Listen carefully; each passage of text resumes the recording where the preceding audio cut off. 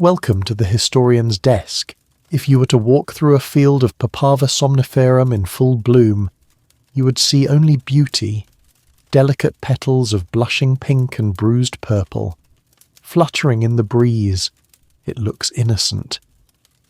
But inside its seed pod waits a milky white sap that has shaped empires, funded wars, and enslaved millions for thousands of years. Humanity thought we had tamed this flower. We called it the joy plant. We buried it with pharaohs, but in our arrogance, we tried to improve upon nature. We took the plant into the laboratory to extract its soul, believing we could isolate the healing from the harm. We were wrong. What follows is not just the history of a drug. It is a timeline of human hubris, a story of how the world's most trusted doctors and pharmaceutical companies created a monster, disguised it as a miracle, and sold it to our children. If you believe history is the greatest story ever told, help us tell it. Take a moment to like this video, subscribe for more deep dives, and let us know in the comments where you're listening from tonight. Now, let's begin. The year is 1817. The setting is not a grand university in Berlin or Paris, but a dusty, dim pharmacy in the small German town of Paderborn. Inside, a 34-year-old pharmacist named Friedrich Zerturner is preparing for a dinner party unlike any other in history. He has invited 3 of his closest friends to his laboratory, but he hasn't prepared food. On the table sits a small vial containing greyish-yellow crystals he has spent years extracting from raw opium. Zerturner is a man possessed. He is convinced that the ancient poppy gum is messy and unpredictable. He wants purity. He wants to isolate the specific sleep-inducing principle hidden inside the plant. He's already tested these crystals on stray dogs. The dogs fell into a sleep so deep it looked like death. Now, he wants to test it on humans. He measures out the dose, half a grain, about 30 milligrams. He and his 3 friends swallow the bitter powder. They wait. 30 minutes pass. Nothing happens. The investigative mind of Zerturner makes a dangerous calculation. He decides the dose was too small. He doubles it. They swallow another 30 milligrams. This time, the reaction is immediate.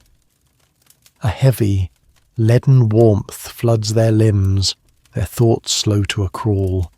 It is pleasant, seductive, overpowering. But Zerturner, driven by a scientific madness, isn't satisfied. He needs to find the limit. He pours a 3rd dose. This is the moment the experiment goes wrong.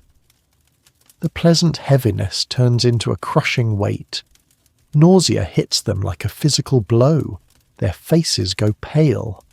One friend collapses, sliding into a stupor so deep he cannot be woken.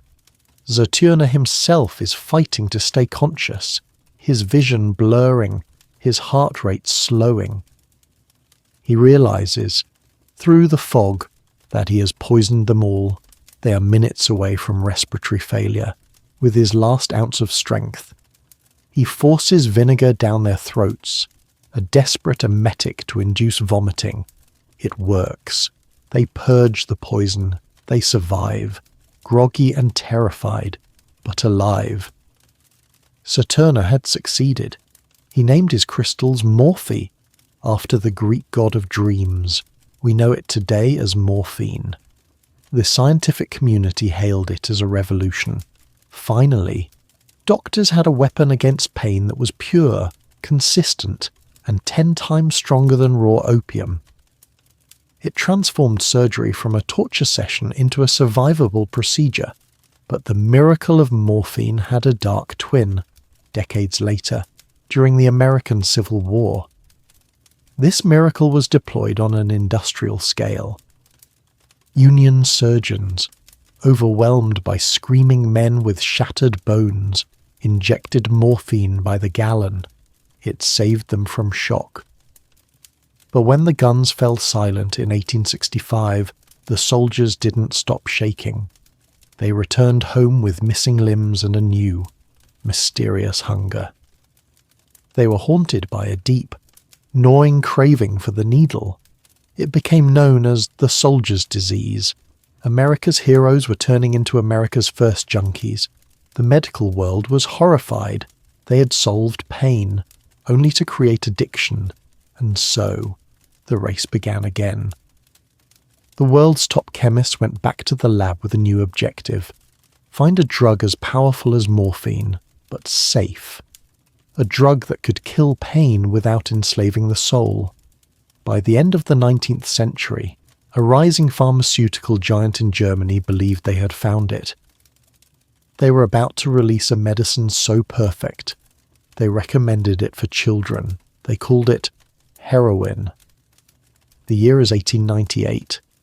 To understand the magnitude of what is about to happen, you must first understand the sound of the world at the turn of the century. It was a world that was coughing. Tuberculosis, pneumonia, and bronchitis were not just illnesses, they were sentences. In the crowded tenements of London, New York, and Berlin, the White Plague was consuming entire families. The coughing was incessant, a dry, hacking rattle that kept cities awake at night. It tore at the lungs, broke ribs, and exhausted the dying. Doctors were desperate. They had codeine. But it was too weak for the severe cases. They had morphine, but they knew all too well the soldier's disease it left behind. They were trapped between watching their patients die in agony or turning them into addicts. They needed a third option. They needed a miracle, and in the industrial heartland of Germany, in the town of Elberfeld, a company called Friedrich Bayer and Company was preparing to give them one. Bayer was not just a pharmaceutical company, it was a titan of the new age. They had built their fortune on dyes, pulling brilliant blues and crimsons from the black sludge of coal tar. They believed in chemistry with a religious fervour. They believed that nature was merely a rough draft, and that in their gleaming laboratories they could edit it, perfect it, and patent it. Presiding over this temple of science was Professor Heinrich Drieser. Drieser is the antagonist of this chapter.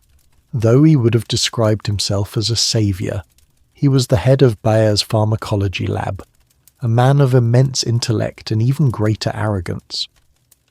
He was a businessman scientist, keenly aware that the cure for pain was also the key to unimaginable profit. He had just overseen a massive success. One of his chemists, a quiet, methodical man named Felix Hoffmann, had recently taken salicylic acid, a stomach-churning folk remedy from willow bark, and modified it chemically to create acetyl-salicylic acid. It was gentle, effective, and safe. Dresser named it aspirin. It would go on to become the most successful drug in history, riding high on this triumph. Drieser turned his eyes to a bigger prize. He looked at the problem of morphine. He called Hoffmann back to the bench. The instructions were simple. Do to morphine what you did to aspirin. Apply the same process. Acetylation. Modify the molecule, tame it, make it safe. Hoffmann went to work. He took pure morphine, extracted from the poppy, and boiled it with acetic anhydride. It was a standard chemical procedure. He wasn't trying to create a monster, he was just following a recipe. When the reaction cooled, what remained was a fine, white crystalline powder. Chemically, it was diacetyl morphine, but it needed a name, and before it could have a name, it needed to be tested. This is where the story shifts from chemistry to tragedy. Drieser's team didn't start with rigorous clinical trials as we know them today. They started with themselves.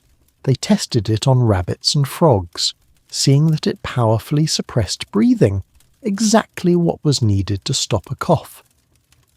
Encouraged, they moved to human subjects. The Bayer factory workers. Imagine the scene. Tired labourers, coughing in the fumes of the dye factory, are given spoons of this new, bitter medicine. The results were instantaneous. The coughing stopped. The pain vanished. But there was something else. The workers reported a sensation the morphine had never given them. It wasn't just a numbness. It was a surge of power. They felt strong. They felt invincible. They felt heroic. Dries heard this word and his eyes lit up. Heroish. That is it, he decided. We will call it heroin. It was a branding masterstroke. The name sounded strong, modern, and utterly benign. It sounded like a saviour, but Dries went further than just naming it. Based on these limited, superficial tests, he made a leap of logic that would doom millions. He observed that the workers didn't seem to get instantly drowsy like they did with morphine. Therefore, he concluded, heroin must not be addictive. In fact, he spun a theory so dangerously wrong it borders on criminal. He believed heroin could be the cure for morphine addiction. He thought he could use it to wean the veterans of the Civil War and the Franco-Prussian War off their needles. He believed he had chemically separated the pleasure from the penalty. In November 1898, Heinrich Dries stood before the Congress of German Naturalists and Physicians. He was the picture of Victorian authority. He presented heroin to the world not as a narcotic, but as a breakthrough in respiratory medicine. It is 10 times more effective than codeine, he declared, and it has none of the habit-forming evils of morphine. The lie was launched. And because it came from Bayer, the company that gave us aspirin. The world listened. The marketing blitz that followed was unlike anything the pharmaceutical industry had ever seen. Bayer didn't just sell heroin, they evangelized it. They sent free samples, thousands of tiny, 1-ounce bottles, to doctors across Europe and the United States. These bottles were beautiful objects of desire, clear glass, cork-stoppered, adorned with the famous Bayer cross. They sat on the desks of family physicians at London, Paris, and St. Louis, gleaming with promise. The advertisements from this era are chilling to look at today. Open a medical journal from 1900 and you will see heroin advertised alongside aspirin. One famous ad features a line drawing of a mother spoon-feeding her sick child. The caption promises relief for a whooping cough. Yes, heroin was prescribed for children. It was mixed into sweet, glycerin-based elixirs to hide the bitter taste. It was the sedative for coughs. If your baby was fussy, if your grandmother had bronchitis, if you had a nagging cold. The answer was a spoonful of heroin. It was sold over the counter, no prescription needed. You could walk into a drugstore in New York City, place a few coins on the counter, and walk out with a bottle of pure heroin manufactured by Bayer. You could order it from a mail-order catalogue, right next to sewing kits and garden tools. For a few short, heady years, it seemed to work. The coughing stopped. The asylum wards quieted down. Doctors wrote glowing letters to Bayer, thanking them for this non-addictive miracle. Morphine addicts switched over to heroin, seemed to improve. They were more energetic, less lethargic. Dries was hailed as a genius. But inside the human body, a very different chemical drama was unfolding, one that Dries had either missed or chosen to ignore. He hadn't created a safe morphine. He had created a super morphine. The chemical modification Hoffman had performed, adding those two acetyl groups, didn't make the drug safer. It made it faster. It made the molecule fat-soluble, allowing it to slip across the blood-brain barrier with terrifying speed. Once inside the brain, the molecule exploded. It shed its acetyl coating and converted back into pure morphine, but because it had arrived all at once, in a massive rush, it struck the dopamine receptors like a sledgehammer. The patients weren't being cured. They were being hit with the euphoric blast far more intense than anything nature could provide, and because the high was so intense, the crash was deeper. The cure was a trap.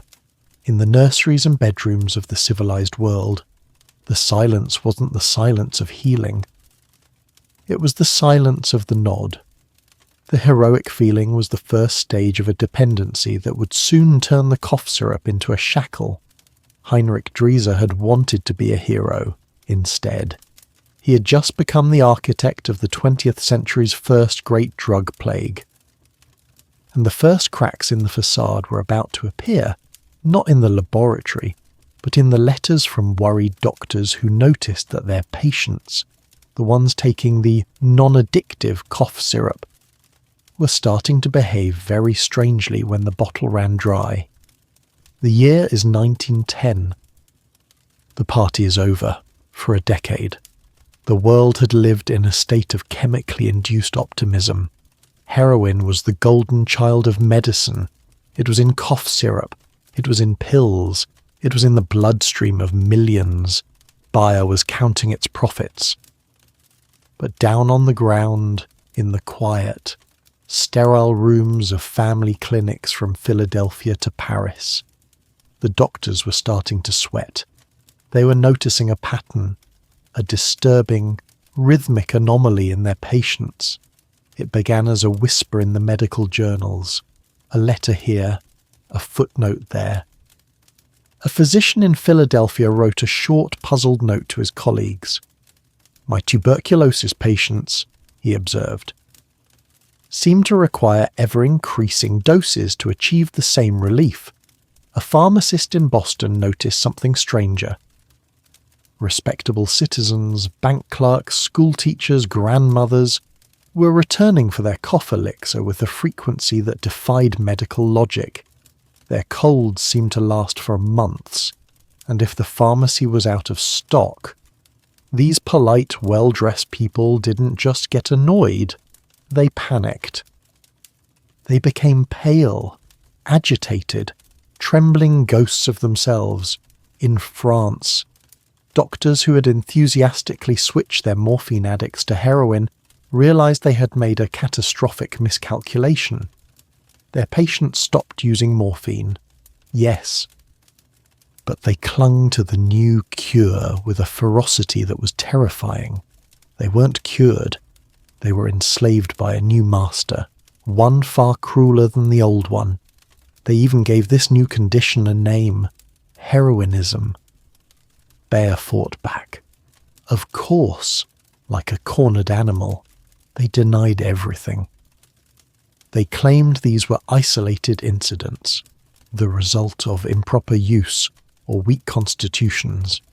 But biology does not lie, and inside the human brain, the truth was finally coming out. The science was simple, and it was devastating.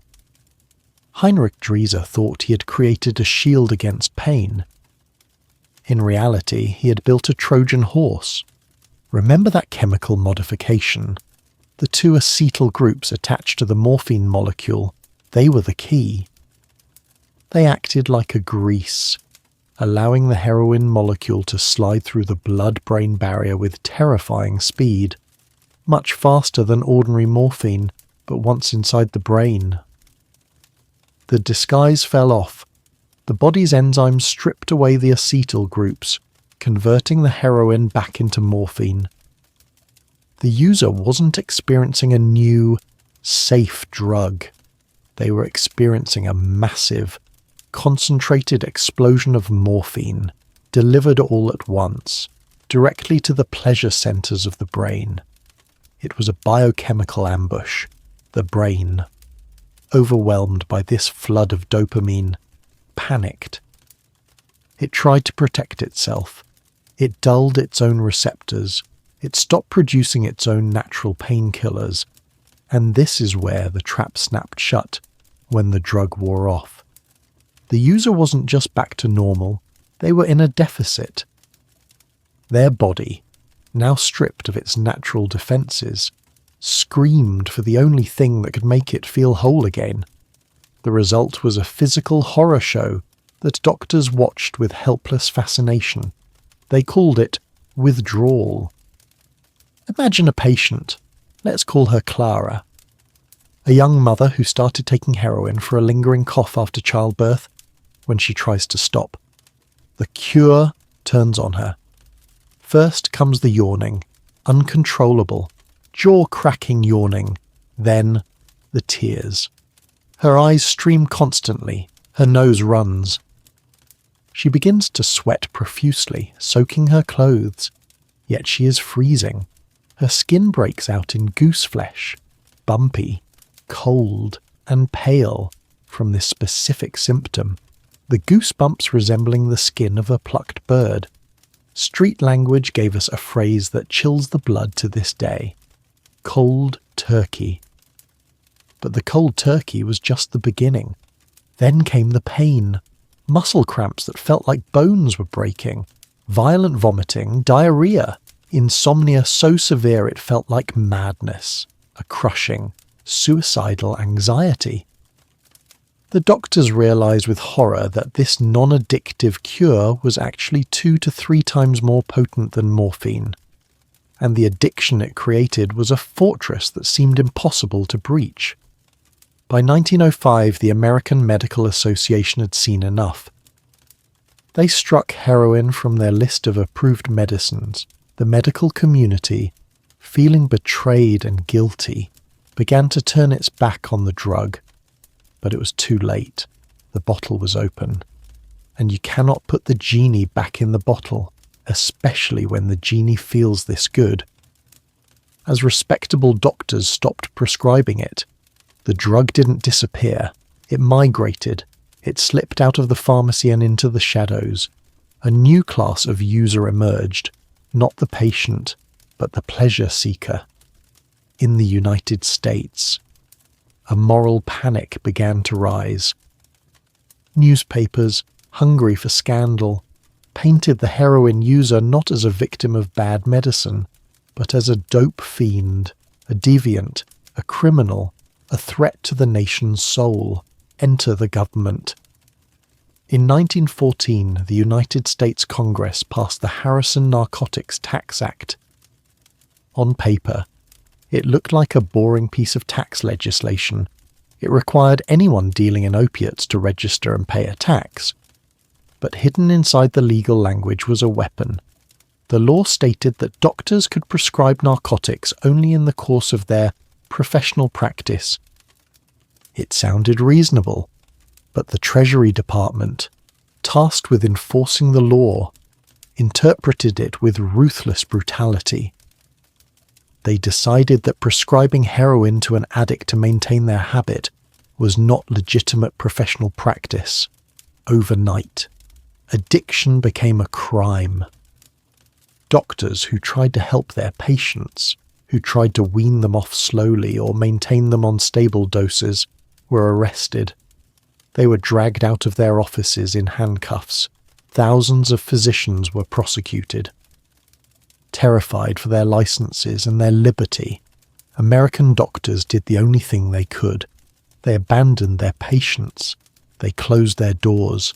Suddenly, hundreds of thousands of people, Clara the mother, the veteran, the factory worker, were left alone. They were sick. They were in agony, and their doctor wouldn't see them. Where could they go? The Harrison Act didn't end the demand for heroin. It simply handed the supply over to a new group of businessmen. Men who didn't care about professional practice. Men who didn't ask for prescriptions. The price of heroin skyrocketed. The purity plummeted as dealers cut it with sugar, quinine, and brick dust to pay for this expensive, dirty black market drug. The patients turned to theft, to prostitution, to crime. The dope fiend was no longer a myth. The law had created him. The era of medical heroin was dead. The era of the junkie had begun, and waiting in the wings to exploit this desperate new market were not the scientists of Bayer, but a group of men from the rocky island of Corsica who knew exactly how to turn human misery into gold. The year is 1930. The legal doors have slammed shut. The doctors have put away their prescription pads. The jails in America are filling up with the sick and the desperate. But the law of economics is harder to break than any statute. Where there is demand, a hunger that wakes you up screaming in the middle of the night, supply will find a way. The centre of gravity shifts. It moves 4,000 miles east, leaving the grey streets of New York for the blinding white sun of the Mediterranean. Specifically, to a city of ancient stone, fish markets, and deep secrets, Marseille. This is the era of the French Connection. It begins, as it always does, with the flower. On the sun-scorched Anatolian plateau of Turkey, farmers were still doing what they had done for millennia. They moved through the fields at dawn, scraping the sticky, brown gum from the poppy pods, but they weren't selling it to Bayer anymore. They were selling it to middlemen who didn't ask questions. This raw opium travelled west, hidden in the bellies of ships, until it reached the old port of Marseille. This city was the domain of the Union Corse, the Corsican Mob. Forget what you know about the American mafia. The Corsicans were different. They weren't flashy. They were clannish, silent, and fiercely pragmatic. Men like Paul Carbone and François Spirito ran the city like a fiefdom. They controlled the docks, the politicians, and the police. And they saw an opportunity that the rest of the world had missed. They realized that the Americans were desperate. The black market heroin in New York was garbage, brown, lumpy, and weak. The Corsicans decided to give them the champagne of drugs. To do this, they didn't need thugs. They needed scientists. They recruited a special breed of men known simply as the chemists. These were often rogue talents, men who had washed out of legitimate pharmaceutical careers or learned their dark trade in the chaotic intervals between wars. They were the wizards of the underworld. The Corsicans set them up in kitchens. These weren't dingy basements. They were beautiful, sun-dappled villas and farmhouses tucked away in the rolling hills of Provence, surrounded by lavender fields and vineyards. Let's zoom in on one of these labs. Inside, the air is thick with the smell of acetone and ether, a sweet chemical stench that clings to the skin. The chemist works with the precision of a master chef. He takes the crude, brown morphine base arriving from Turkey and begins the transformation. It is a dangerous dance. He boils the morphine with acetic anhydride. He filters, he washes, he precipitates. He watches the temperature gauges like a hawk, because one mistake doesn't just ruin the batch, it blows the villa off the map. But when he has finished, what remains in the drying trays is not the brown sludge of the street. It is a powder of blinding, snowy whiteness. It is fluffy, light as air, and deadly pure. They called it Heroin No. 4. It tested at 98% purity. It was, chemically speaking, perfection. This was the genius of the French Connection. They took a raw agricultural product worth a few $100s and refined it into a commodity worth millions. Now, they just had to get it to the customers.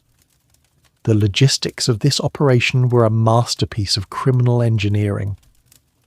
The Corsicans turned smuggling into an art form. They didn't just hide drugs, they made them disappear. Imagine a brand new Buick sitting in a showroom in Paris. It looks pristine. An American tourist buys it, drives it around Europe for a summer holiday, and then ships it home to New York. The customs agents inspect it. It looks fine, but deep inside the frame, welded into the rocker panels where no eye can see, are 50 kilograms of pure heroin. Or picture the SS France, the great ocean liner, crossing the Atlantic. Elegant couples dance in the ballroom. Among them are well-dressed couriers, carrying expensive leather luggage. The lining of those suitcases is sewn with millions of dollars in powder. They hid it in hollowed-out statues. They sealed it in cans of tuna. They packed it into crates of fine Bordeaux wine. The product flowed west like a river. But the Corsicans were just the manufacturers and the shippers. They needed a partner to handle the retail. Waiting on the docks of New York City was the other half of this unholy alliance, the Italian-American Mafia. The architect of this partnership was none other than Charles Lucky Luciano, even from exile in Italy. Luciano saw the future. He understood that the Corsicans had the product. But the 5 families had the streets. It was the perfect corporate merger. The Corsicans delivered the purity. The Mafia controlled the unions, the trucking and the distribution. The French connection became an industrial pipeline. It turned the streets of Harlem and the Bronx into gold mines for the mob and graveyards for the poor. The purity of the French product was so high that it hooked users harder and faster than anything they had ever touched, for decades. This machine hummed along, almost untouchable. It was efficient. It was profitable. It was a gentleman's agreement between murderers. But history is rarely static. While the mobsters were counting their money in New York social clubs and Marseille cafes, the world was shifting on its axis. A new war was brewing. Not a war of gangsters, but a war of nations. Half a world away, in the steaming, chaotic jungles of Southeast Asia, the geopolitics of the Cold War were about to collide with the economics of the poppy.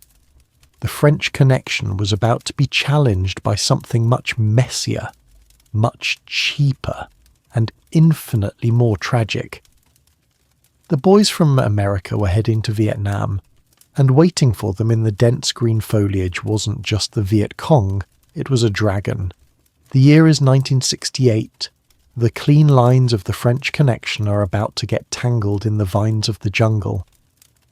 While the Corsicans were smuggling heroin in luxury cars, a much messier. Darker industry was exploding 6,000 miles away. Welcome to the Golden Triangle, a lawless, mountainous borderland where Burma, Laos, and Thailand collide. This wasn't a neat criminal conspiracy. It was a geopolitical mess. Warlords, corrupt officials, and anti-communist militias, many secretly funded by intelligence agencies like the CIA, were turning the earth into a weapon. To understand why, you have to look at the map. This region was the buffer zone against the spread of communism from China. The West needed soldiers here, but they didn't want to send their own troops. They paid for their armies with opium. It was a cold calculation. Allow the drugs to flow so the anti-communist bullets could keep flying. And right next door to this ocean of narcotics, the United States dropped 500,000 young men. Let's focus on one of them. Let's call him Jimmy. He's 19 years old. He was drafted from a small town in Ohio, given a rifle, and dropped into a world of incomprehensible heat, leeches, and invisible enemies. Jimmy isn't looking for a party. He's terrified. He's bored. He's watching his friends die in sudden, violent bursts, and he is waiting for his turn. Then he discovers something. On the perimeter of his firebase, or in the chaotic streets of Saigon. A vial of white powder is being sold. It's called China White. It is shockingly cheap, $2 a vial. That's less than a pack of cigarettes. But the most dangerous thing about it isn't the price, it's the purity. The heroin Jimmy's dad might have heard about in New York was weak. Maybe 10% pure. You had to inject it to feel it. That meant needles. That meant being a junkie, and Jimmy isn't a junkie. But this China White is 95% pure. You don't need a needle. You can sprinkle it in a cigarette. You can heat it on foil and inhale the smoke through a straw. A practice known as chasing the dragon. This changed the psychological game completely. Smoking felt safe. It felt casual. It didn't leave track marks. So Jimmy takes a hit, and for 4 hours, the war disappears, the fear evaporates, the humidity doesn't bother him. The sound of mortars in the distance feels like it's happening on another planet. Heroin wasn't a recreational drug for Jimmy. It was an anesthetic for his soul. He shares it with his platoon. It spreads through the barracks like a contagion. By 1971, the Pentagon realized they had a catastrophe on their hands. An estimated 15 to 20% of enlisted men had used it. That's 40,000 soldiers. The reaction from Washington was panic. President Richard Nixon declared drug abuse public enemy number 1. This was the birth of the war on drugs. They launched Operation Golden Flow.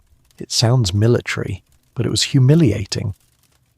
Every single soldier had to urinate in a cup under the watch of an officer before they could board the Freedom Bird to fly home. If you failed, you stayed. You were thrown into a hasty, often brutal detox center in Vietnam. You were marked. But the real tragedy happened when Jimmy finally got on that plane. He lands in America. He is spat on by protesters. He is ignored by the Veterans Administration. He is haunted by nightmares of the jungle, and his body is screaming for the medicine that kept him sane. He goes to the street to find relief, but the heroin on the streets of Ohio or New York is not China White. It is the French Connection product. Expensive, dirty, and weak. Jimmy tries to smoke it, but nothing happens. It's too diluted.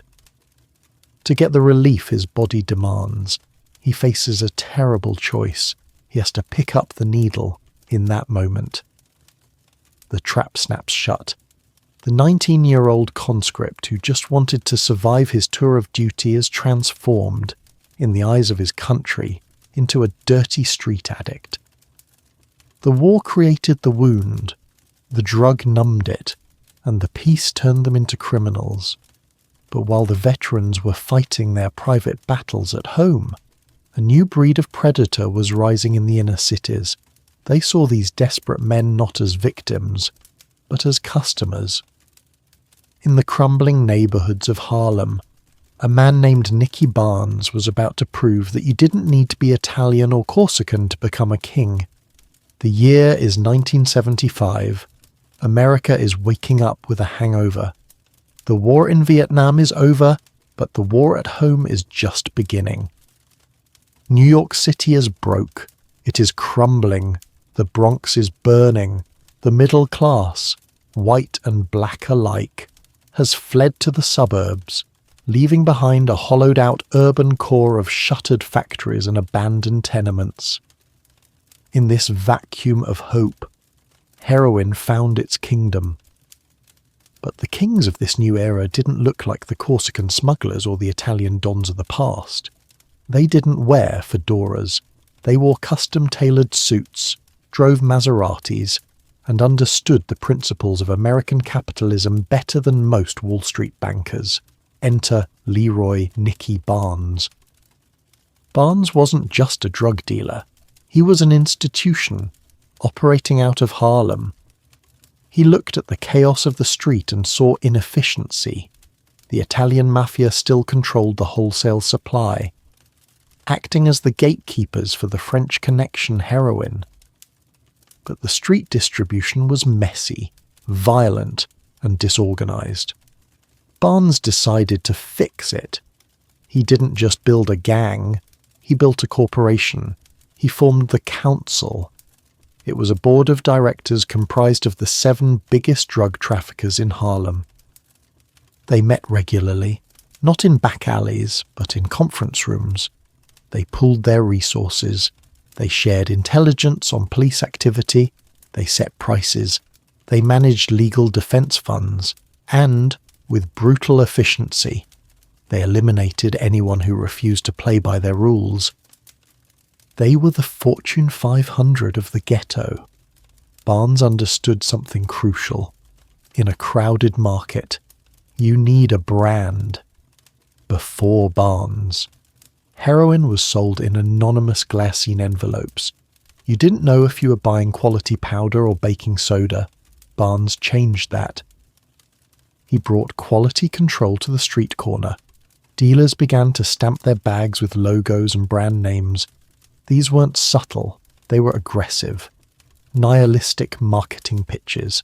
Names like Red Dragon, Death Wish, DOA, Dead on Arrival, and The Last Ride.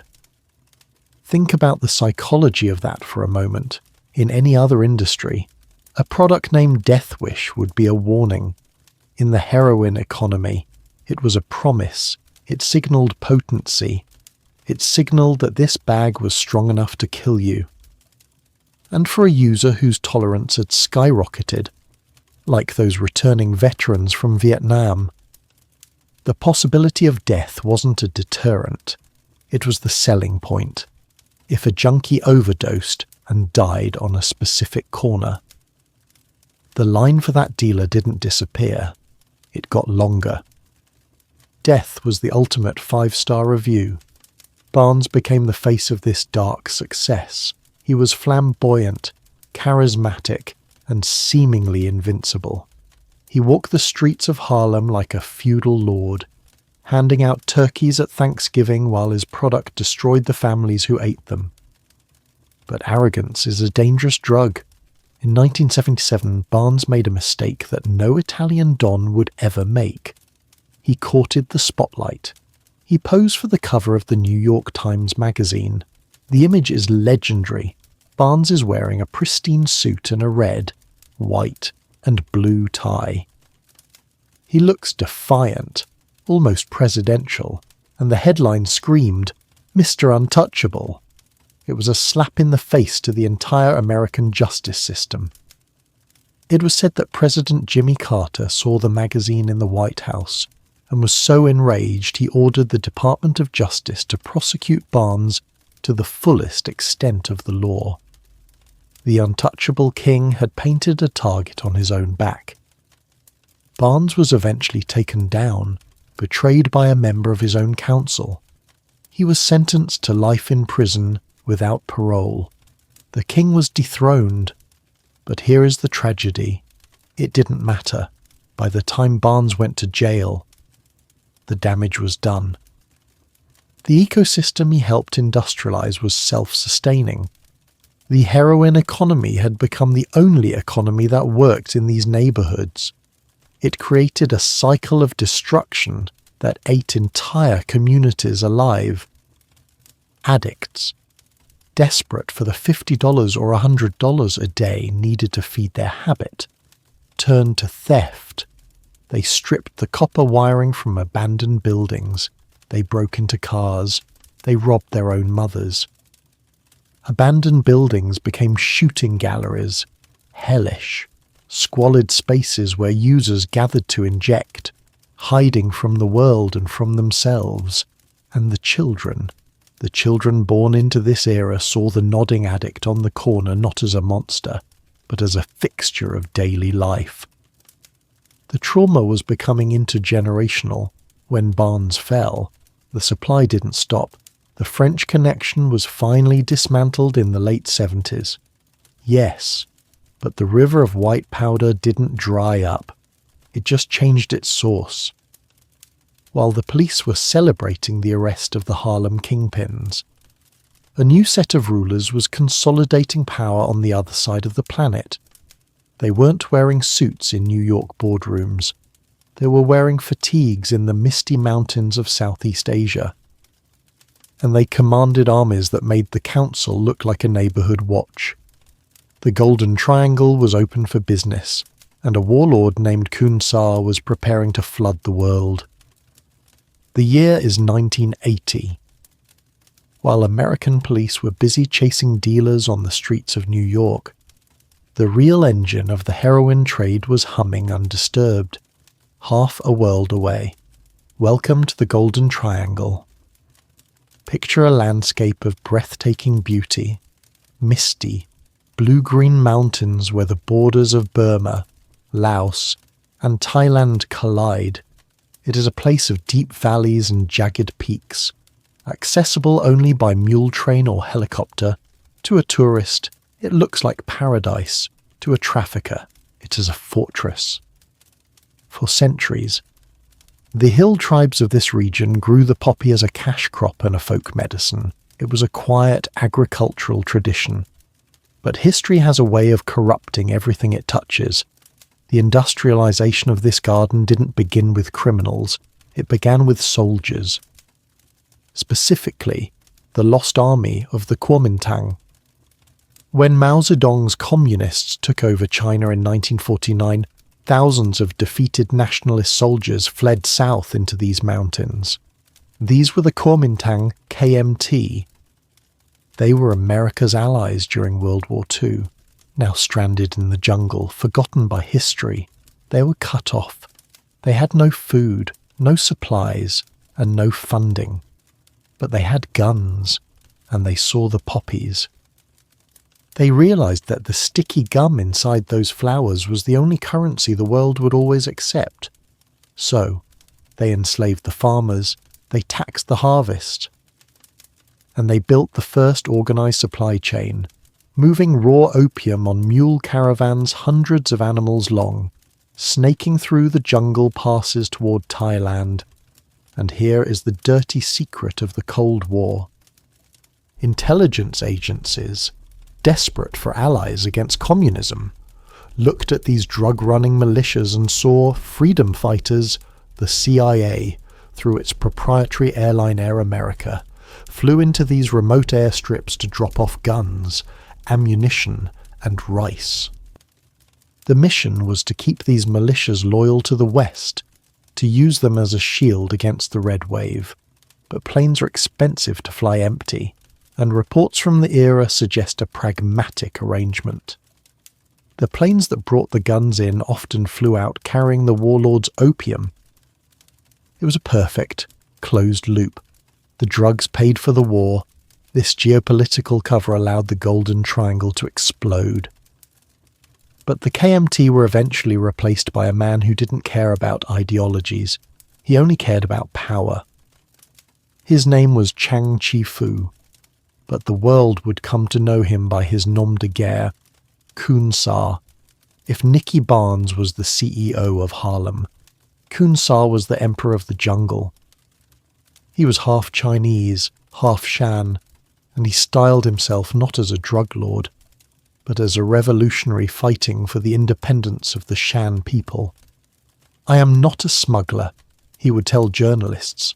"I am a king," and he lived like one. At his peak in the 1980s, Khun Sa controlled an estimated 70% of the Golden Triangle's heroin output. He commanded a private army of 20,000 men, the Shan United Army. These weren't street thugs. They were disciplined soldiers equipped with assault rifles and even surface-to-air missiles. He built a capital city in the jungle called Homong. It wasn't a hideout. It was a metropolis.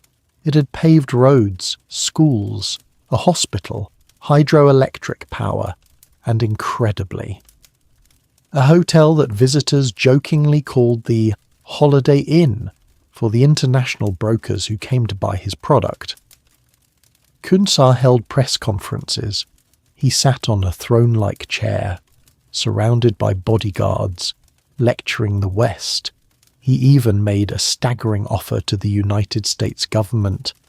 "Pay me millions of dollars, and I will burn the crops. If you don't pay, I will sell them." It was extortion on a global scale. But the most dangerous thing about Kunsar wasn't his army, it was his chemists. In the late 60s and 70s, he recruited master chemists from Hong Kong who brought a crucial innovation to the jungle: refinement. They stopped selling raw morphine base. They built refineries hidden under the jungle canopy. There. They boiled the morphine with acetic anhydride, washing and filtering it until they produced the legendary double UO Globe brand. This was number 4 heroin. Pure white, 99% pure. This was the product that had flooded Vietnam. And now, with the war over, Kunsar needed new markets. He looked west. The heroin that left his jungle fortress travelled a complex route, by mule to Thailand, by trawler to Hong Kong, and then by commercial airliner to the rest of the world. It was a river of white powder that no border patrol could stop because it was funded by the very insatiable appetite of the West itself. Kunsar ruled for decades, untouchable in his mountain kingdom. He proved that if you kill enough people and sell enough product, you don't get arrested. You get to negotiate treaties, but by the 1990s, the culture of consumption was shifting again. The gritty, violent image of the junkie in the alleyway was about to get a makeover. The product that Kunsar manufactured in the mud and blood of Burma was about to land on the glossy pages of Vogue. The Warlord was out, the supermodel was in. The year is 1993. The mountains of Burma and the streets of Harlem seem very far away. We are in London, we're in a studio, and the lights are bright. For a decade, the 1980s. Beauty had been defined by vitality. Think of Cindy Crawford or Naomi Campbell. Women who looked like Amazonian goddesses.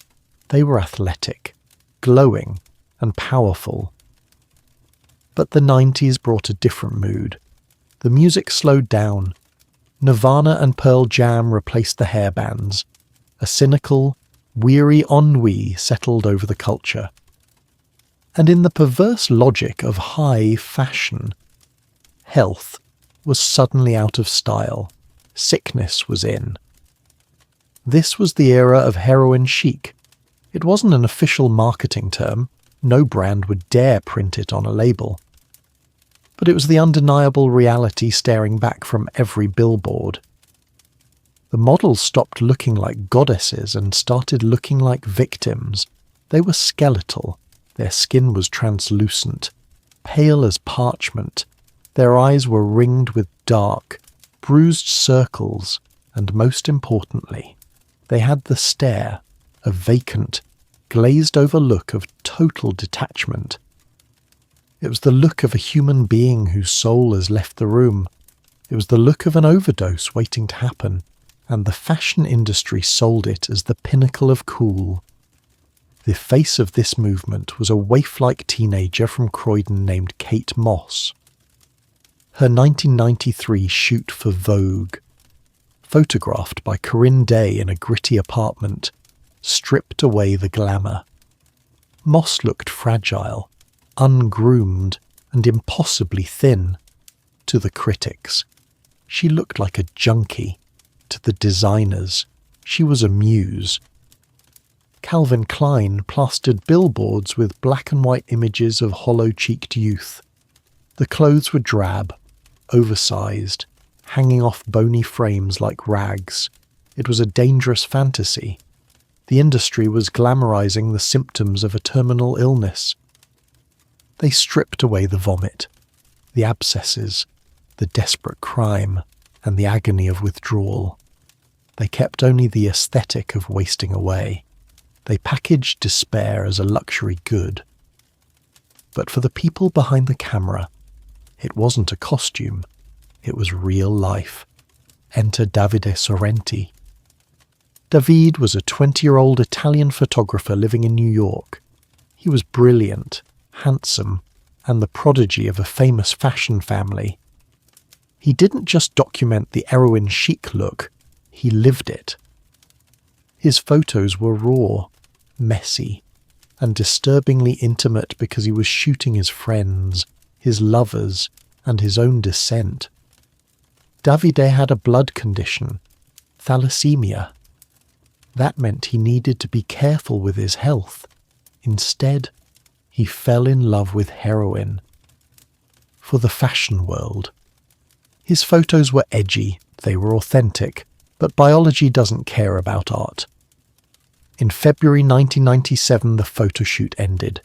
Davide Sorrenti died in his Manhattan apartment, surrounded by the paraphernalia of his addiction. His kidneys had failed. He was just a boy. His death hit the industry like a bucket of ice water. This wasn't a billboard anymore. It was a funeral. His mother, Francesca, launched a crusade, demanding that magazines stop promoting drug addiction as a lifestyle. The backlash was immediate. Even President Bill Clinton stepped in, condemning the glorification of heroin as ugly and destructive, ashamed and frightened. The magazines retreated. The models started to eat again. The lighting got brighter. Heroin chic was quietly buried. But the damage was done. The 90s had taught a generation that heroin was a badge of artistic sensitivity, a poetic way to opt out of a boring world, and just as the fashion world was cleaning up its act, thinking the crisis was over, a far more dangerous monster was waking up. It wasn't hiding in a grimy apartment in the Lower East Side. It wasn't smuggled by a warlord in the jungle. It was sitting in a boardroom in Stamford, Connecticut, and it was wearing a lab coat. While the world was worried about skinny models, a company called Purdue Pharma was preparing to unleash a drug that would make heroin chic look like child's play. They weren't going to sell it to rebels. They were going to sell it to grandmothers. The year is 1996. While the world was distracted by the skinny models on the cover of Vogue, and parents were worried about street dealers in dark alleys, the real threat was putting on a lab coat. It wasn't hiding in the gritty apartments of New York or the jungles of Burma. It was born in a mahogany-panelled boardroom in Stamford, Connecticut. Welcome to Purdue Pharma. This was a privately held company owned by the Sackler family, a name that was then synonymous with generosity and the arts. Their name was etched on museums from the Louvre to the Metropolitan. But behind those shiny brass plaques was a ruthless money-making machine looking for the next product to dominate the market.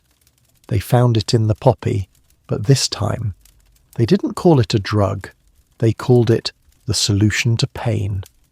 Their new product was named OxyContin.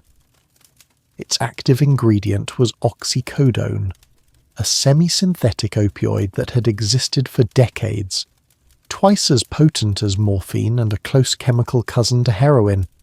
Every doctor knew oxycodone was highly addictive. So, before 1996, it was used very sparingly for terminal cancer patients. But Purdue had a bold idea. They wanted to sell this potent narcotic to everyone, for the construction worker's back pain, for the housewife's aching knee, for the high school student's sports injury. To do that, they needed a great lie, and they created one. The lie was contained in a tiny coating. Purdue claimed that OxyContin had a special time-release mechanism. Instead of releasing all the drug at once and causing immediate euphoria, the pill would dissolve slowly over 12 hours. They argued, if there is no immediate high, there is no addiction. Based on this unproven hypothesis, Purdue launched the most aggressive marketing campaign in modern medical history. They trained their army of sales representatives to repeat a deadly mantra. The risk of addiction is less than 1%. It was a fabricated number, but it was printed on glossy charts, presented by paid medical experts, and played in promotional videos featuring happy, smiling patients. Purdue didn't just sell a drug. They changed medical culture. They funded conferences at luxury resorts in Florida and California, where doctors were treated to lobster dinners and told that pain is the fifth vital sign. They were told that refusing to prescribe opioids for suffering patients was unethical, even cruel. Doctors, trusting the science and dazzled by the perks, from branded coffee mugs to swing music CDs, began prescribing OxyContin as if it were candy. Sales exploded. From $48 million in its first year, it rocketed to over $1 billion just 4 years later. The little blue and pink pills flooded towns in Appalachia, the Rust Belt, and rural Maine. But there was a small problem Purdue forgot to tell the doctors, a deadly problem. The time-release coating, the only shield against addiction, could be defeated in 5 seconds. Users quickly discovered that if you crushed the pill, the coating would crumble, and what remained was a massive amount of pure oxycodone. If you snorted that powder, or dissolved it in water to inject, you wouldn't have to wait 12 hours. You would get the 12-hour punch immediately. It created a powerful euphoria indistinguishable from high-grade heroin. Pharmacies began to be robbed. Pill mills sprang up. Clinics where doctors did nothing but sign prescriptions for cash. But the real tragedy wasn't just the thrill seekers.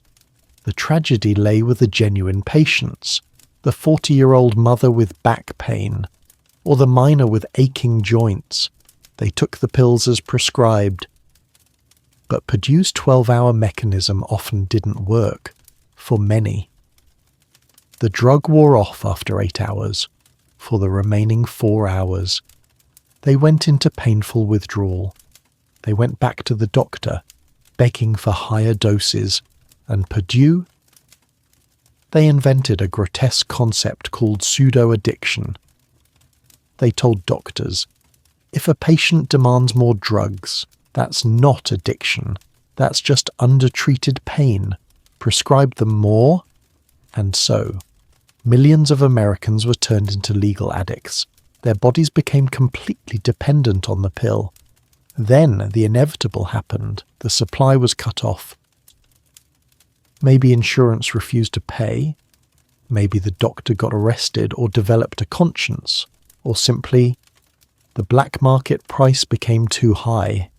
An 80 milligram OxyContin pill could cost $80. A heavy user needed 3-4 pills a day. That's $300 a day.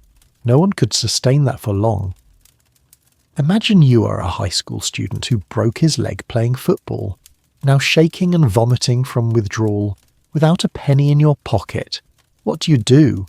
You look for an alternative, and that alternative is waiting right on the street corner. The drug dealers, ruthless businessmen in their own right, saw the opportunity.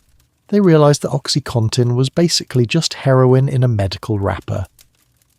And they made an economic offer that couldn't be refused.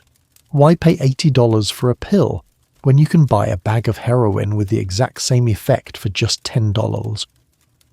The shift was rapid and devastating. Hundreds of thousands of Americans, people who never thought they would touch a street drug, switched from swallowing an FDA-approved pill to sticking a dirty needle into their arm. Purdue Pharma hadn't just sold a painkiller. They had built a 6-lane highway straight from the family medicine cabinet to the hell of heroin.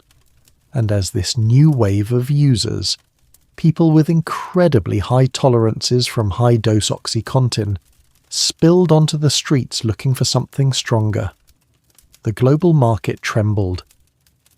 The demand for opiates skyrocketed, and across the ocean, in a country recently churned up by bombs, the poppy fields were preparing for a harvest unlike any in human history.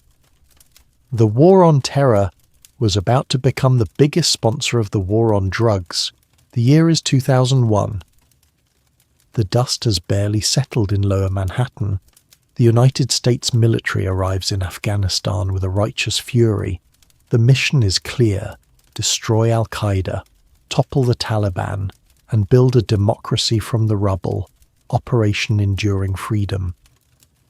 It sounded noble, but history loves irony. And in the thin, dry air of the Hindu Kush mountains, history was preparing a joke that wasn't funny at all. To understand the scale of the failure that followed, you have to know one uncomfortable fact, a fact that was often buried in the headlines of the time. In the year 2000, just 1 year before the invasion, the Taliban had actually done something the West couldn't.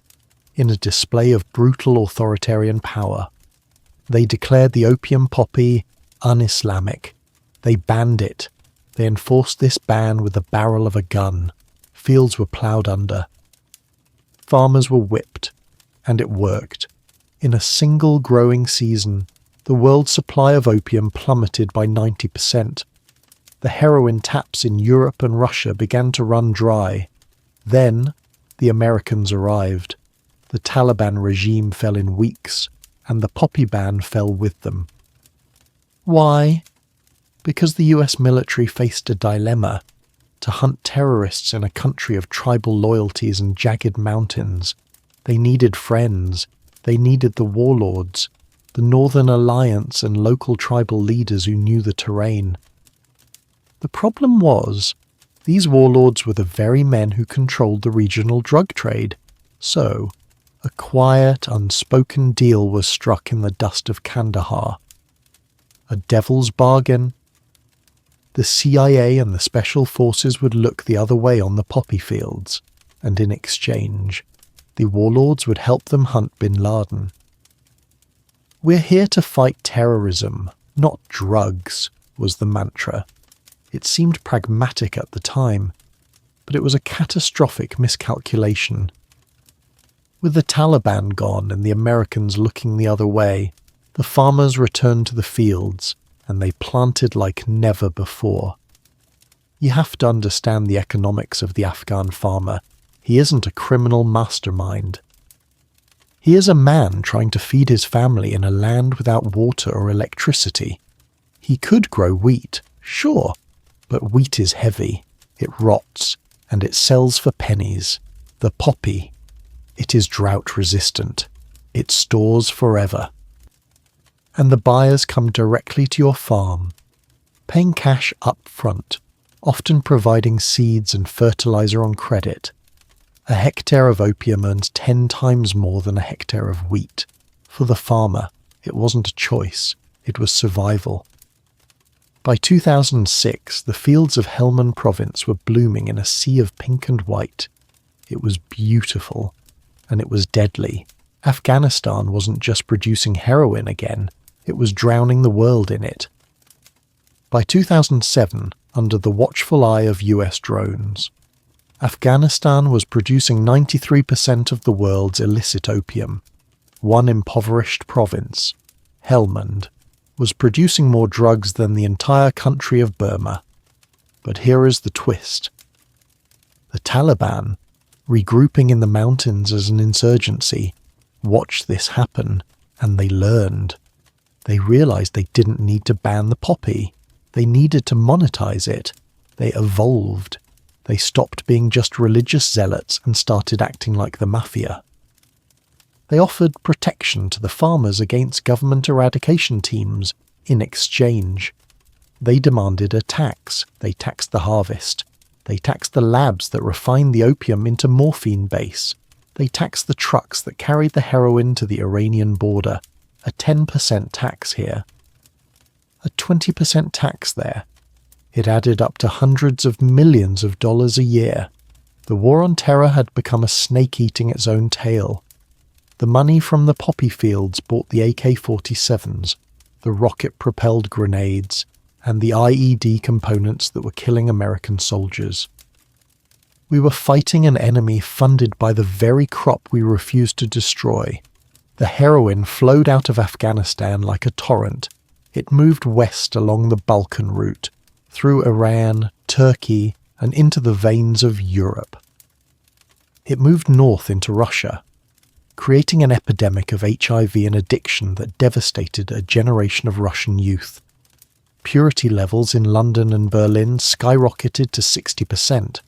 The price collapsed. Heroin was cheap, everywhere, and stronger than ever. The US tried to fix it, of course. But their efforts were clumsy. They sent eradication teams to burn the fields. But when you burn a poor man's livelihood, you don't stop him from growing drugs. You turn him into a terrorist.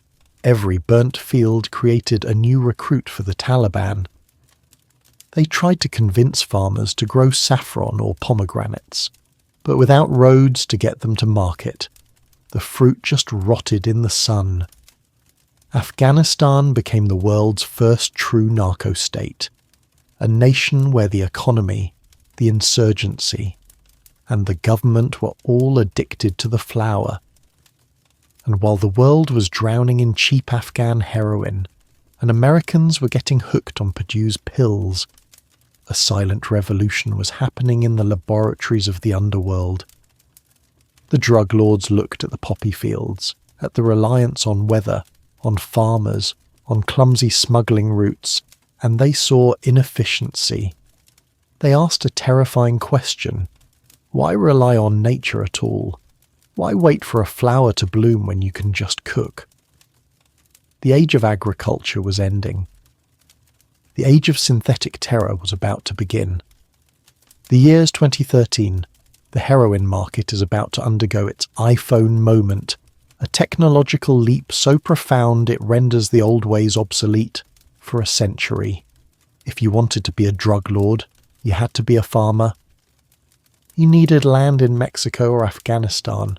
You needed peasants to scrape the poppies. You needed to pray for rain and bribe the army. It was slow. Analog business.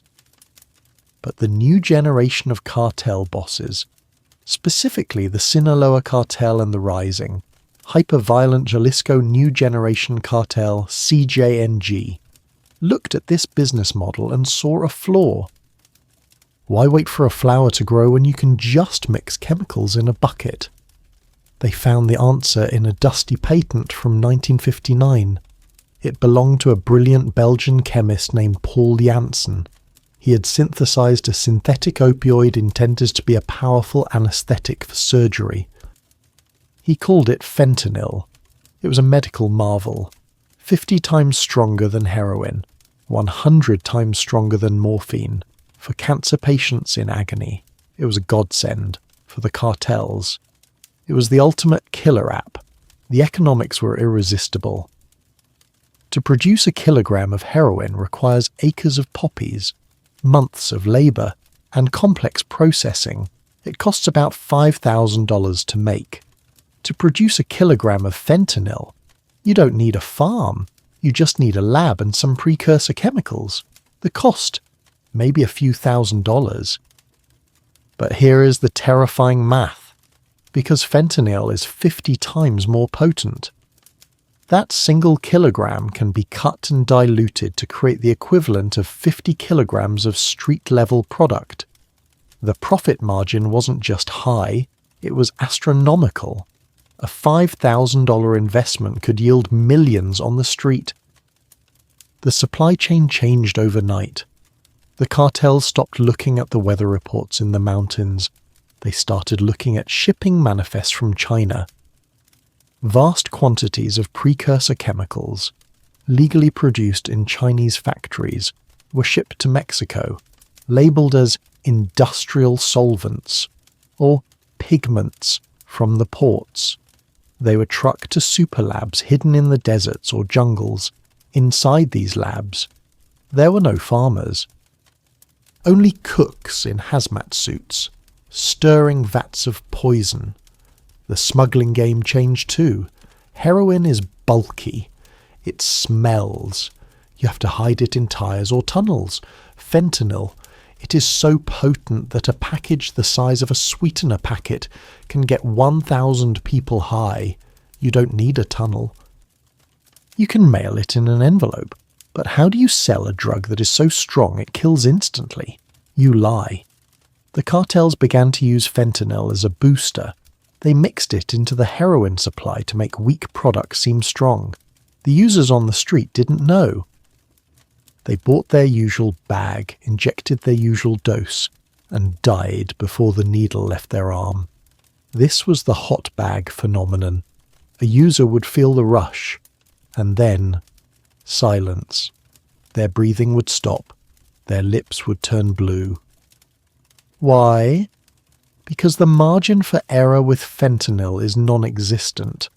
The difference between a high and a funeral is the size of a few grains of salt, and these labs weren't being run by pharmacists. They were being run by gangsters using blenders.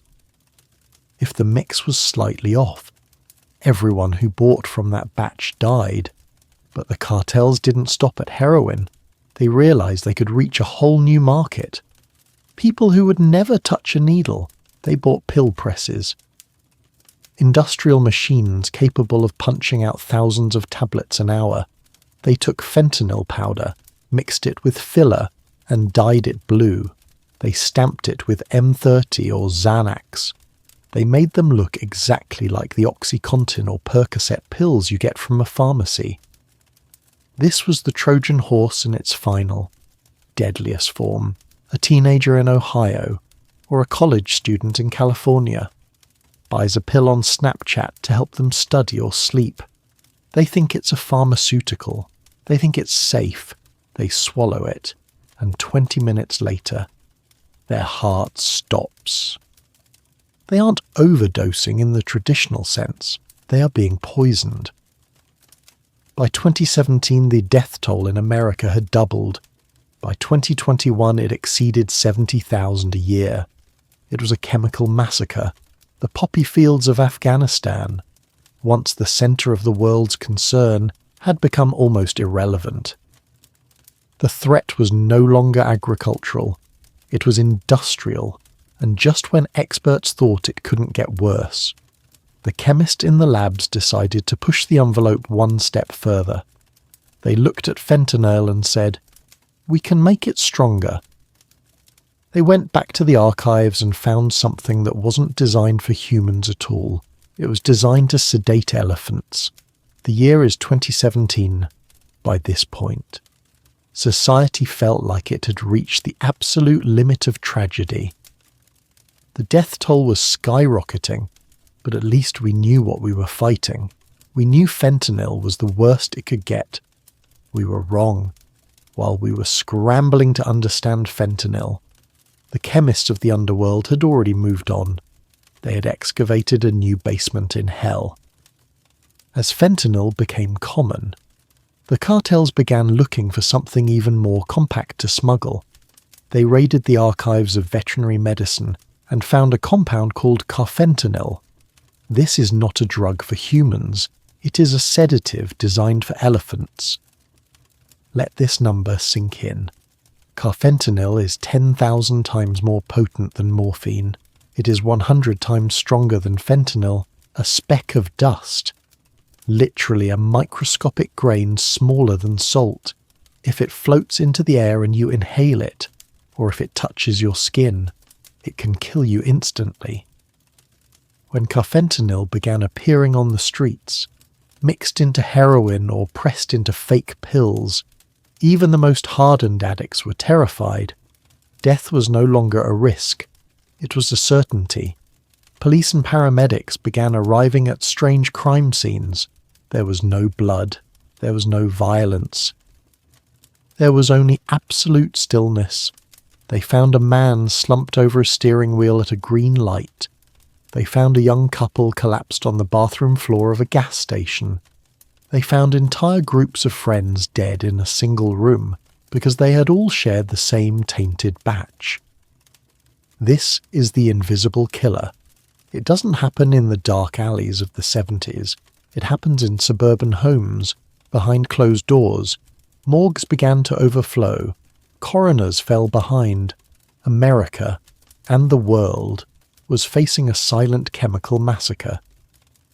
But in this darkest moment, a flicker of hope appeared. It didn't come from a new law. It didn't come from a police raid. It came from an antidote. Its name is naloxone. commonly known by the brand name Narcan.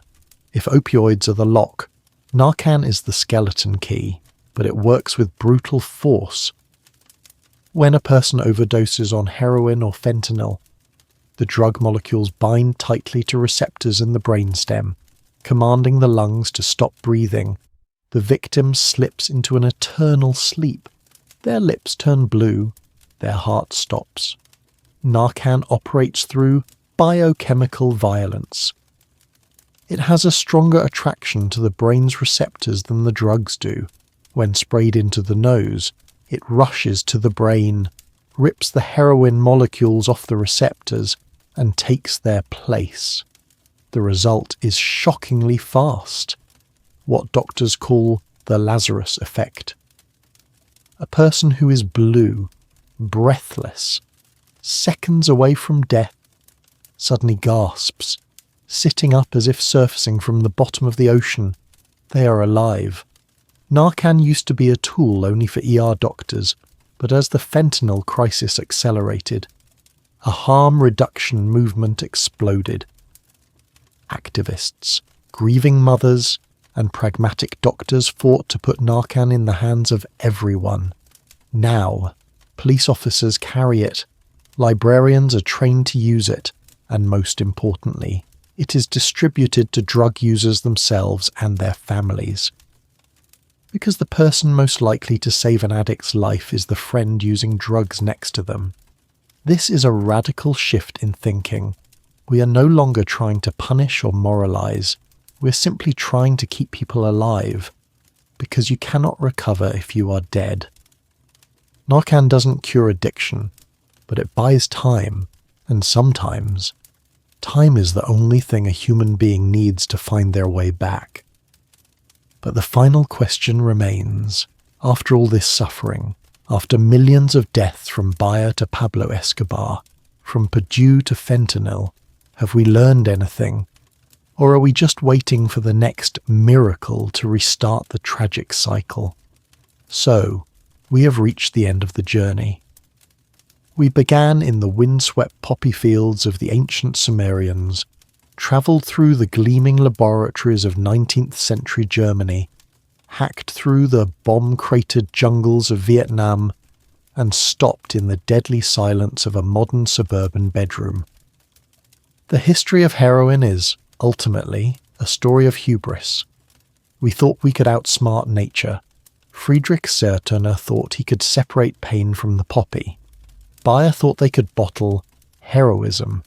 Purdue Pharma thought they could wrap addiction in a time-release coating. But every time we tried to engineer a shortcut out of pain, we inadvertently built a new prison, one stronger and more brutal than the last. From morphine to heroin, from OxyContin to fentanyl, and now to carfentanil. The molecules change, but the tragedy remains the same. However, if you only see darkness in this story, look closer. Because this history also teaches us another lesson, a hopeful one. It teaches us about the resilience of the human spirit. The poppy is not the enemy, and the people who fall to it are not criminals. They are veterans carrying the wounds of war. They are labourers with aching bodies. They are lost children searching for peace. They are our fathers, our mothers, and our children. The war on drugs, fought with guns and handcuffs, has failed. You cannot arrest a pandemic. But we are beginning a new war, a war of compassion. Every time a vial of Narcan is used, it is a declaration that a human life is priceless. Every time a clinic door opens instead of a prison cell, it is a victory. Every time a person finds the road to recovery, it is a true miracle, a miracle created not by chemicals, but by the connection between human beings.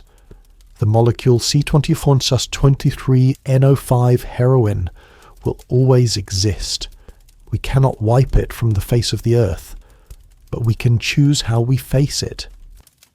Not with fear or denial, but with understanding, by realizing that the opposite of addiction is not sobriety, The opposite of addiction is connection. Thank you for joining me on this long and haunting journey.